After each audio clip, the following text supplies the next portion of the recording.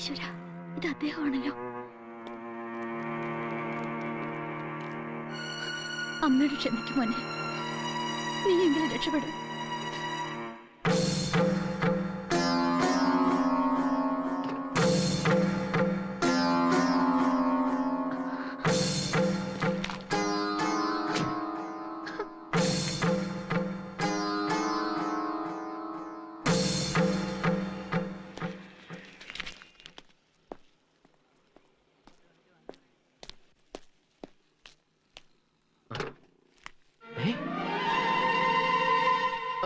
ഇതെവിടെ നോന്നു? ആരെങ്കിലും ഓടി വരണേ. ദേ ഒരു കൊച്ച്. ചേട്ടാ ചേട്ടാ ഒന്ന് ഓടി വന്നേ. എന്താ എന്ത് പറ്റി? ദേ ഇത് തന്നെ പറ്റിയത്.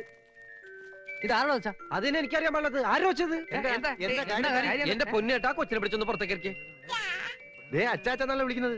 ദേ ആ കൊച്ചെന്ത് ഒച്ച വെച്ചു എന്ന് പറഞ്ഞത് അച്ഛനാക്കരുത് കേട്ടോ. നിങ്ങൾക്ക് എടുക്കാൻ പറ്റില്ല. വേണ്ട, ഞാൻ ഈ സാധനത്തിന് എടുത്ത് പുറത്തേക്കാൻ പോവാ. എന്നിട്ട് വേണം വല്ല വണ്ടി കയറി ഞങ്ങൾ സമാനം പറയാൻ. എടുത്തോണ്ട് പോടോ അവിടുന്ന്. ഞാൻ ഇവിടെ കൊണ്ടുപോവാൻ. എന്റെ വീട്ടിലേക്ക് കൊണ്ടുപോടോ. വീട്ടിലേക്കാ? പിന്നെ അല്ല. എന്റെ ചേട്ടാ എനിക്ക് കുട്ടികളുണ്ടാവാറായിട്ടില്ല. എന്റെ തന്നെ ആണല്ലേ? അയ്യോ അതല്ല, എന്റെ കല്യാണം കഴിഞ്ഞിട്ട് കുറച്ചാളേ ഉള്ളൂ. ഭാര്യയാണെങ്കിൽ പണി വീട്ടിൽ പോയിരിക്കാം. അതിന്റെ ഇടയിൽ അവിടെ നിന്ന് എങ്ങനെ ഒരു കുരുത്തക്കെട്ട കൊച്ച്? ചേട്ടാ ഇതെന്റെ കൊച്ചല്ല. തന്റെ കൊച്ചല്ല അല്ലേ? എന്നാലും അനാഥാലയത്തിനും കൊണ്ടാക്കണോ? പിന്നെ ഈ കൊച്ചിനെ ഈ പരിസരത്തെങ്ങാനും ഇട്ടാലുണ്ടല്ലോ, തന്റെ കയ്യും കാലും ഓടിച്ച് ചവിട്ടിക്കൂട്ടി ചിരട്ടയിലാക്കി പുഴയിലൊഴുക്കും. അനാഥാലയം പോട്ടാറടക്കാൻ നീങ്ങി കൊച്ചെ.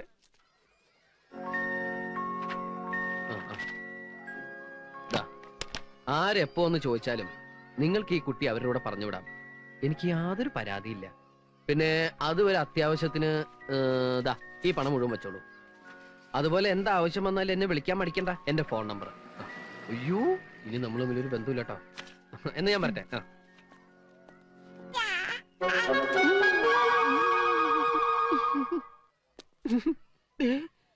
എന്നെ നോക്കി ചാച്ചാന്നൊക്കെ വിളിച്ച് അച്ഛനാക്കാൻ നോക്കല്ലേ കൊച്ച്.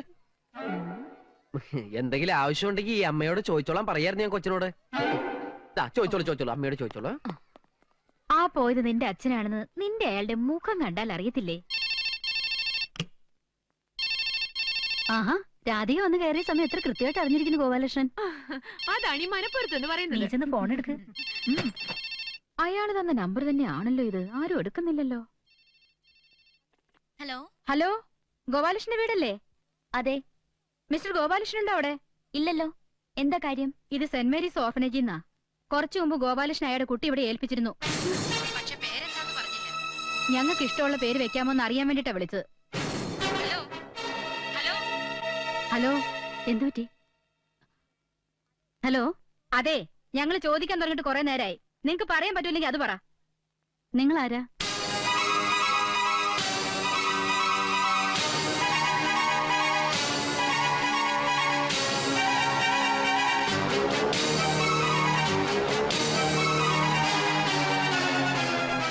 എങ്ങനെ ഉണ്ടായാലും സംരക്ഷിക്കാൻ കുറെ അനാഥാലയങ്ങളുണ്ടല്ലോ. മനസ്സിലായല്ലോ ഗോപാലകൃഷ്ണൻ ഒരു കുട്ടിയുണ്ടെന്ന്. Bloody cheat. രാധിക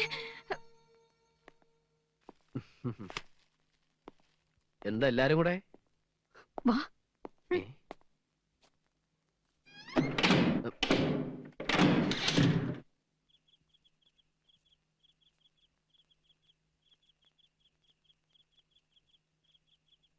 മോളെ, ആ കുട്ടിയുടെ കാര്യത്തിൽ ഗോപാലകൃഷ്ണൻ നിരപരാധിയാണെന്ന് അറിഞ്ഞിട്ടും നീ ഇങ്ങനെ വാശി പിടിക്കുന്നത് ശരിയല്ല.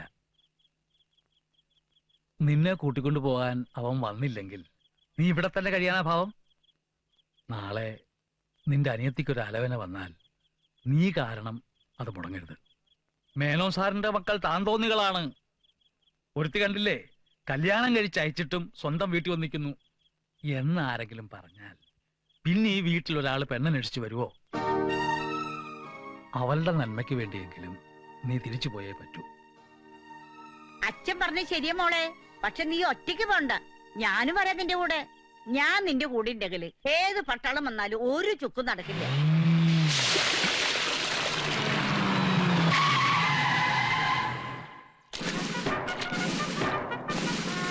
Boys, come!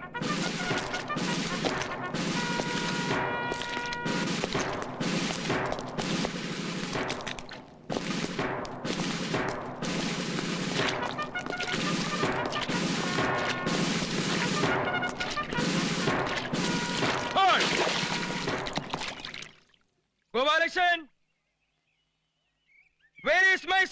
ഗോപാലകൃഷ്ണൻ, ഇവിടെ തന്നെയല്ലേ ഗോപാലകൃഷ്ണൻ താമസിക്കുന്നത്? അതെ, ആരാ? ആ പെട്ടി അവിടെ കൊണ്ടേക്ക്. പീച്ചേ മുട്ട്. Pistol. I am Captain K.G. Nair. Where is my son Gopalakrishnan? ഗോപാലകൃഷ്ണന് ഇങ്ങനൊരു അച്ഛനുള്ളതായി അവൻ ഇതുവരെ പറഞ്ഞിട്ടില്ലല്ലോ. പറയില്ല, അവൻ പറയില്ല. കാരണം അവന്റെ അച്ഛൻ ഒരു മിലിറ്ററി ക്യാപ്റ്റൻ ആണെന്ന് അറിഞ്ഞ കേൾക്കുന്നവർ അവനോട് ചോദിക്കും, എന്തിനാടാ ഗോപാലകൃഷ്ണൻ നീ ഒരു പാചകക്കാരനായി ഇങ്ങനെ തെണ്ടി നടക്കണേന്ന്. എത്ര പ്രാവശ്യം ഞാൻ അവനെ മിലിറ്ററിക്ക് ക്ഷണിച്ചത്, അവൻ വന്നില്ല. ആ ഒറ്റ കാരണം കൊണ്ട് അവൻ എന്നെ ഉപേക്ഷിച്ചു പോയത്.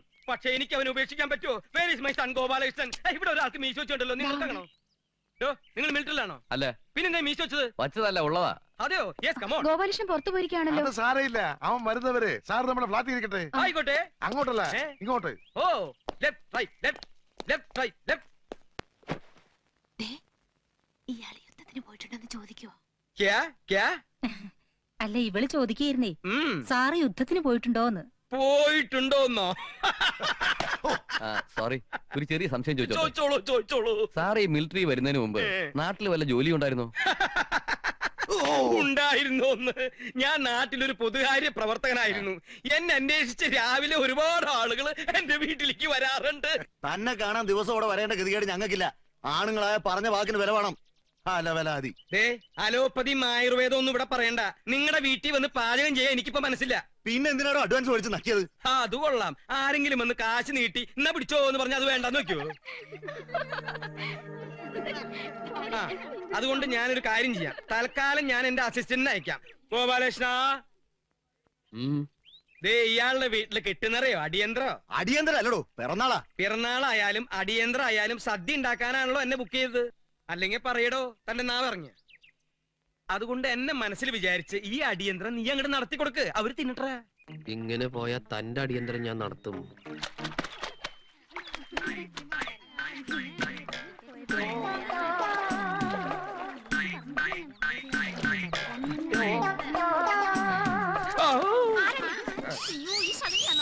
അയ്യോ, ഇത്തിരി പൂന്തോട്ടി പറിക്കാൻ വന്നതാ മക്കളെ. ഒരു പതിവ്രതകള്.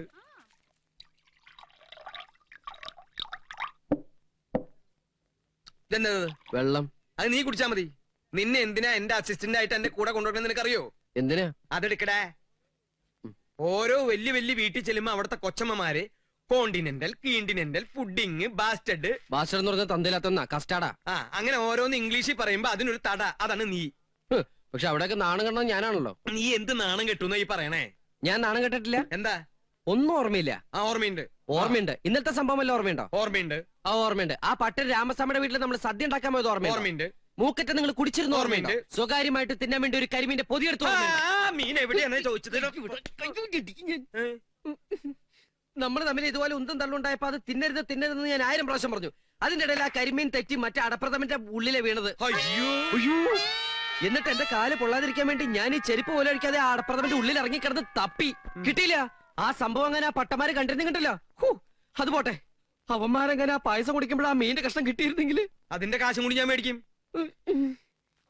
ഇനി ഞാൻ ഇവിടെ നിന്ന് കൊലപാതകയാവും. ഒരു സ്മോൾ അടിച്ചിട്ട് പോടാ. അടിച്ചന് അച്ഛന്റെ പ്രായം ഉണ്ടായി പോയി. ലാസ്റ്റ് സപ്പറോടോ.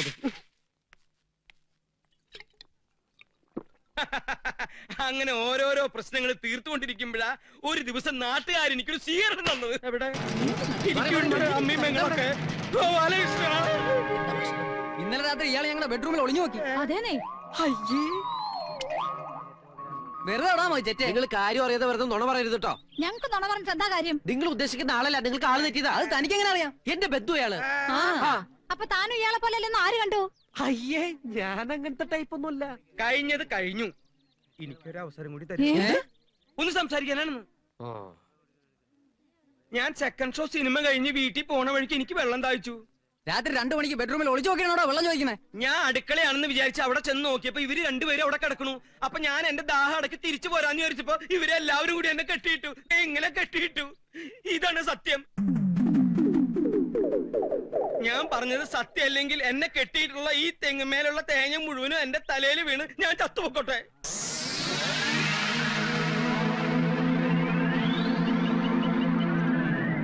ഞാൻ എന്ത് ചെയ്യാനാ? വളട്ടാലല്ലേ തേങ്ങ ഉണ്ടാവൂ. യൂറിയ. നിങ്ങൾ ഈ വൃത്തിയായിട്ട് ഏർപ്പാട് ഇനി നിർത്തിയില്ല ഞാൻ എന്റെ പാട്ടിന് കൂട്ടോ. ഞാൻ എന്ത് കാണിച്ചു നീ പറയണേ? നിങ്ങൾക്ക് നാണാവില്ല മനുഷ്യ, ഇത്രയും പ്രായമായിട്ടും വല്ലവരുടെ വീട്ടിൽ ചെന്ന് ഞാൻ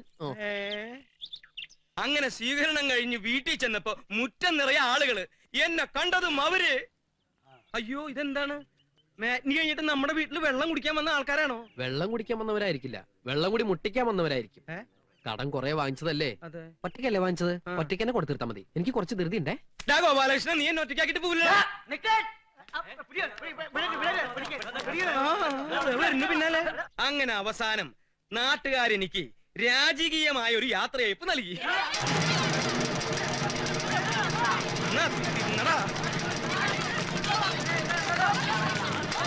ഇത്രേ ഓട്ടുണ്ടെങ്കിൽ വല്ല ഏഷ്യാഡിന് പോയി ഒരു മെഡലെങ്കിലും വാങ്ങിച്ചോളാം.